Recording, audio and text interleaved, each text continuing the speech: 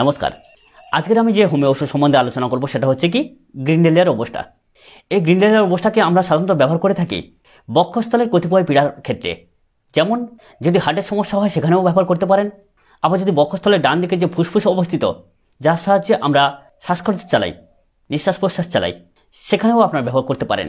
যদি আপনার হার্টের সমস্যাজনিত কারণে বুক ধড়ফড় করতে থাকে, আপনি নিঃশ্বাস নেওয়ার জন্য আঁকুপাকু করতে থাকেন, হাঁ করে দম নিতে হয়, সেখানে অবশ্যই করে আপনার গ্রিন্ডেলিয়ার অবস্থা 30 পোটেন্সি দিনে 3 বার করে ব্যবহার করবেন। এবারে ফুসফুসের পীড়ার ক্ষেত্রে কখন ব্যবহার করবেন?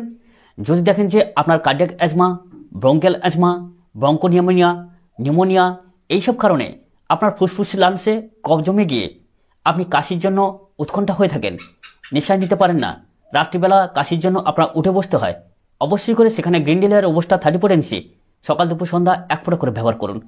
দেখবেন আপনি দারুণভাবে উপকার পাবেন।